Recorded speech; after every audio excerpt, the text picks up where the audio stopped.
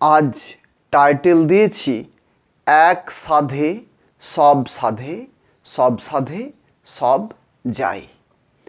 মানে আমরা যদি এককে সাধনা করি তাহলে আমাদের সব সাধনা সম্পূর্ণ হয়, আর যদি আমরা বহুকে সাধনা করি তাহলে আমাদের সাধনা কখনোই ঠিক পথে চালিত হয় না, কখনোই আমরা সাধনাকে নির্দিষ্ট লক্ষ্যে নিয়ে যেতে পারি না।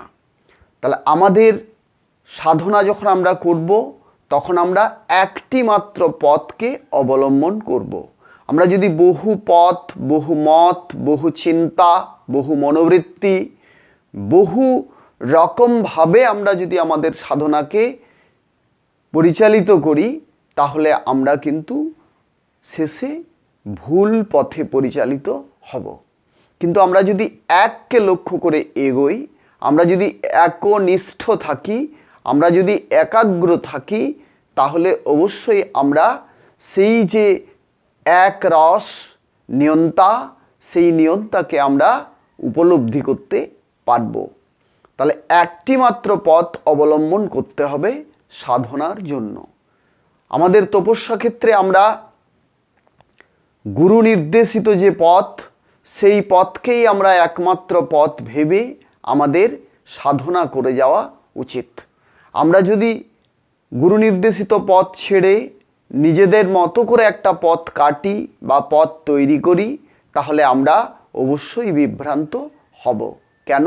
কারণ যোগের যে পথ সেটা গুরুমুখী বিদ্যা এবং গুরু নির্দেশিত পথ, এবং গুরু ছাড়া কখনোই কোনো শিষ্য একা একা যোগের পথে অগ্রগতি করতে পারে না।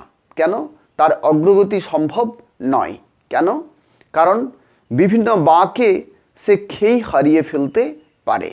তাই যোগের ক্ষেত্রে যদি কেউ অগ্রসর হতে চায়, যোগের ক্ষেত্রে যদি কেউ অগ্রগতি লাভ করতে চায়, তাহলে তাকে গুরুর শরণাপন্ন হতে হবে এবং একমাত্র গুরুকে আশ্রয় করেই তাকে এগোতে হবে।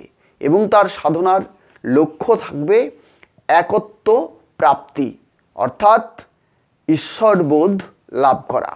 এককে লাভ করতে হবে, সেই লক্ষ্যে তাকে এগোতে হবে।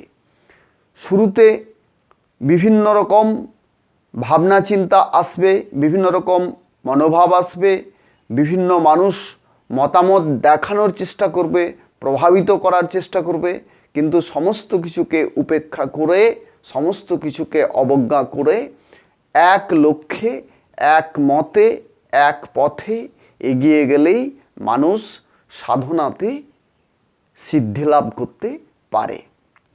সাধনাতে সিদ্ধি লাভ করতে গেলে তাকে কি করতে হবে? নিয়ন্তাই জগতের রচয়িতা, নিয়ন্তাই সমস্ত কিছুর মূল, জগতের মালিক, এই ভেবে মালিককেই জানার চেষ্টা করবে। মালিককে লাভের জন্যই সাধক সাধনা করবে। দ্বিতীয় কোনো কিছু লাভের যদি সে সাধনা করে তাহলে ও দ্বিতীয়, তৃতীয়, চতুর্থ, পঞ্চম সবই পাবে, কিন্তু এককে কিছুতেই পাবে না, প্রথমকে কিছুতেই পাবে না। আর যখনই প্রথমকে না পাবে বা এককে না পাবে তখনই তার মধ্যে দ্বিধা ভাব, বহু ভাব, চঞ্চলতা, অস্থিরতা, সংশয়, সন্দেহ সমস্ত কিছু তার মধ্যে থেকেই যাবে। সন্দেহ মুক্তির একমাত্র উপায় এককে লাভ।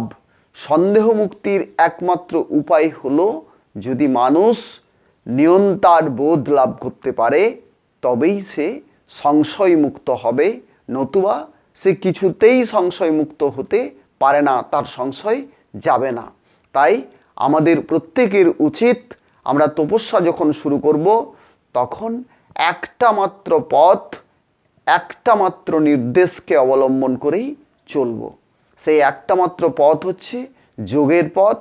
আমরা যদি যোগের পথে নিজেদেরকে যুক্ত করতে পেরেছি, আমরা যদি যোগের পথকে সঠিকভাবে অবলম্বন করতে পেরেছি, তাহলে আমাদের ক্ষেত্রে সাধনা করা খুব সহজ হবে এবং আমাদের সমস্ত কিছু যে আমরা পেয়েই আছি এইটুকু বুঝে নেওয়ার যে কাজটা, সেটা যোগ ঠিকভাবে করলেই কোথায় কি যোগ রয়েছে আমরা সহজেই বুঝতে পারবো।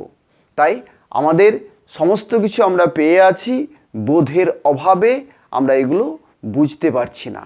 এই বোধ লাভটুকুই যোগের কাজ। এই বোধ লাভ করিয়ে দেয় একমাত্র যোগ। আমরা যদি যোগ অভ্যাস করে চলি নিয়মিত, তাহলে আমরা এই বোধ লাভ করব এবং আমাদের যে প্রাপ্ত সমস্ত কিছু আমরা সহজেই খুঁজে পাবো, বুঝতে পারবো বা উপলব্ধি করতে পারবো। এই উপলব্ধিটুকু প্রত্যক্ষ করায় বা উপলব্ধিটুকু লাভ করতে সাহায্য করে যে বিদ্যা, একমাত্র বিদ্যা, সেটা হলো যোগ। তাই আমরা নিয়মিত যোগ অভ্যাস যদি করে যাই, একটা মাত্র পথকে অবলম্বন করে চলি, তবেই আমরা নির্দিষ্ট লক্ষ্যে দ্রুত পৌঁছতে পারবো, সহজে পৌঁছতে পারবো।